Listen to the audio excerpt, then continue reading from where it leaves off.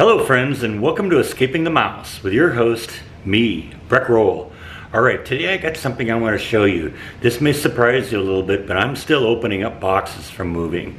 And I opened up a couple of boxes this morning and found something I'd kind of forgotten that I had. I knew I had it, but kind of slipped my memory that it was there. Basically, this is a story that starts about 25 years ago. It actually probably goes way back before that. Except for the fact that my involvement in it started about 25 years ago. At that time, I was visiting grandparents in Minnesota a lot. I could go every couple of years because I basically was in a position to do so. And I realized, my grandparents were getting up there in age and they weren't going to be there for forever. So I wanted to get to know them and spend time with them and just kind of learn who they were. Well, during one of those visits, I was visiting my dad's parents, and specifically his mom, and she pulled a collection that she had out of the attic and showed it to me, and I thought it was really fascinating. She gave it to me, and basically I continued on with this collection. Basically what happened is that she would pull newspapers from historical events that happened throughout her life, and she'd save them. And so I have like newspaper clippings from like Pearl Harbor and from Eisenhower being elected and the JFK assassination and a bunch of other stuff like that. And she'd been collecting those for years and years and years. And like I said, she gave those to me, and I kind of continued on with the tradition of saving newspapers from historical events as they happened. And I want to show you that collection today because I was looking at it, and it's actually, there's some kind of cool stuff in there. So let's go take a look. I've kind of gone through the two boxes of stuff that I have and picked out what I thought was the best of the best. There's, like I said, there were two boxes of this stuff, and I got a bunch of stuff over here that I've even put aside because it's lesser historical stuff. It'll be fun at some point to look at that, but it isn't as significant as this stuff. So let's take a look at some of these newspapers. This is actually the oldest piece in the collection here. This is the front page of the St. Paul Pioneer Press from the day of Pearl Harbor, reporting the attack on Pearl Harbor. This one's in really, really bad shape. It's in rough shape, and I'm being very, very careful with it because, I don't want this one to deteriorate anymore. But, there's a piece of history for you. Pearl Harbor. This one is a special color insert from the Pioneer Press from January 18, 1953, celebrating the inauguration of Dwight D. Eisenhower. There wasn't actually a whole lot in here. There was actually, it says it has a whole bunch of pictures, but I only see, a little bit. This is him taking the oath of office. Actually, there's some recipes over here too. Maybe I'll have to make some of these in future episodes, who knows. And check out this great ad on the back to get 6 Perry Mason mysteries in hardback for free if you join this club. It's the Detective Book Club. And that one's kind of fun. That's an article talking about Alaska becoming the 49th state. July 1, 1958. And this one's a couple months later, a very large Atlas rocket fired into space on December 19th, 1958, beginning of the space race. And this one is a 5-part section about the details surrounding the assassination of President Kennedy. The actual assassination itself. The article talking about President Johnson being sworn in. The assassination of Oswald.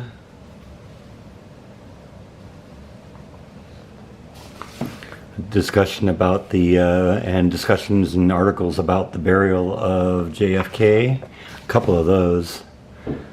That's one of those classic, iconic photos here.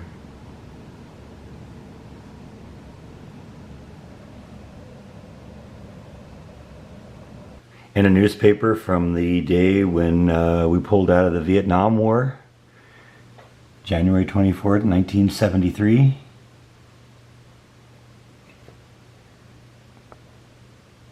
And a series of frontline pages leading up to the resignation of President Nixon. This is where his vice president resigns about 6 months before. Transcript of the infamous Nixon tapes.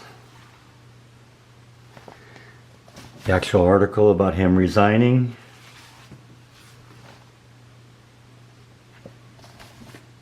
And of Ford taking the helm.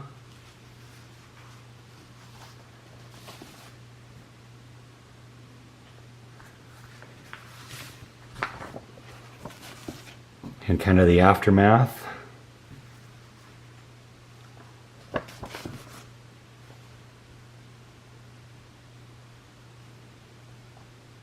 And then these are kind of the beginning of where I started adding stuff to it. So this is 1985, so that gives you an idea how long ago it was that I got these. So I guess I was about right when I said, that was actually about 35 years ago then, wasn't it? Wow.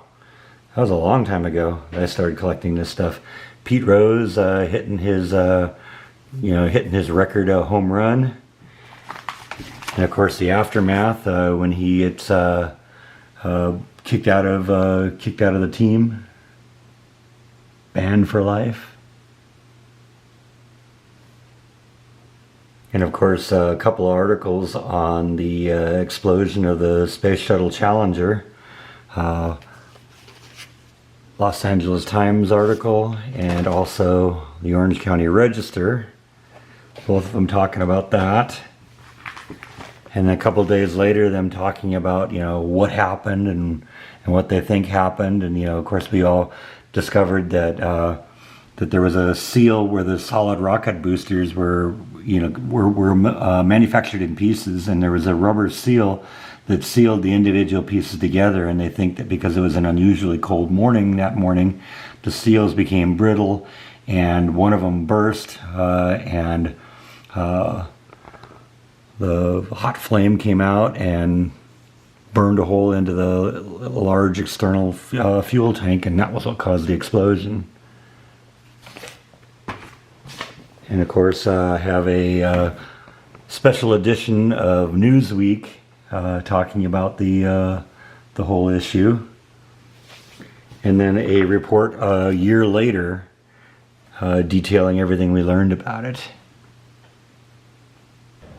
And a couple of front page articles talking about the opening of East and West Germany. This is the one detailing the dismantling of Checkpoint Charlie. Germany is being reunified. That's Brandenburg Gate. And East Germany actually opening the border. The wall has no more meaning. Remember, that all started with Ronald Reagan saying, "Mr. Gorbachev, tear down this wall." And it happened. Now this little series here is kind of a personal one for me. If you remember a year or two ago, right after my father passed away, I inherited a bunch of old documents that he'd collected over the years of his side of the family. And if you remember that I discussed briefly a famous nature photographer in our family named Galen Roll. And this was an article in the Los Angeles Times about Galen and some of his photography. That's one of his very famous photographs of Tibet.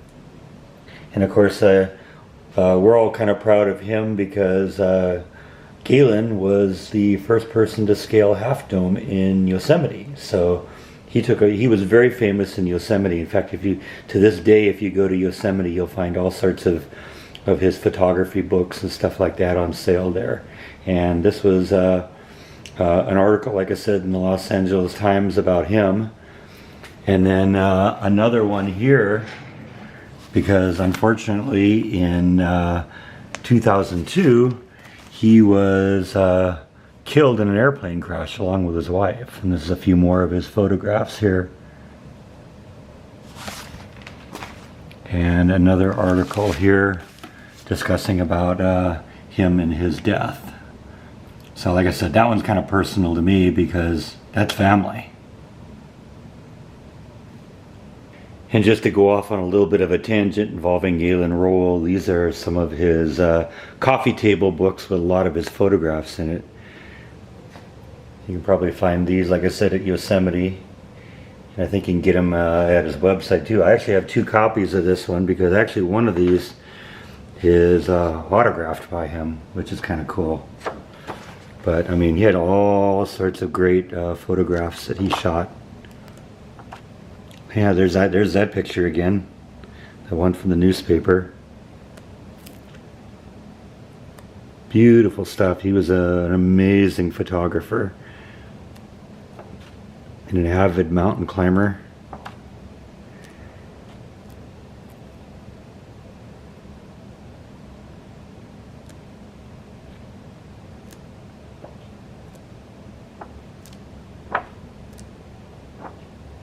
I think that was Everest. Yeah, Mount Everest. He's been on the top of Mount Everest. So yeah, all sorts of great stuff.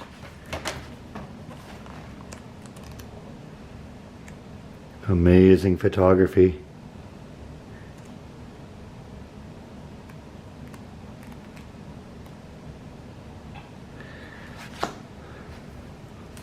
He even has a couple of videotapes out on some of his stuff. One of these days I'm going to have to dump those over to digital some format because I don't even have a VHS player anymore. And the Clinton impeachment and his subsequent acquittal. And of course the events of September 11th, 2001. We're coming up on the 20-year anniversary of that. That had a very profound effect on me because I was actually on the way to my grandmother's funeral. I was at the airport when this happened, and I actually watched the second plane hit the second tower live on TV as it happened. Needless to say, I never made it to my grandmother's funeral because they shut down all air traffic as a result of that. Of course, the events at the Pentagon and discussion about who did it and why, and the subsequent retaliation, and even a couple of articles from a year later about remembering what happened on that day. And of course the loss of another shuttle, and this one was the Columbia, and they say one of the heat shields was damaged during takeoff, and basically when it went into re-entry, flame got in through the damaged heat shield and destroyed the shuttle on re-entry. I got several articles on that. 4 days in a row. It's supposedly the piece of foam or something that came off of the external fuel tank that struck the heat shield and caused the damage.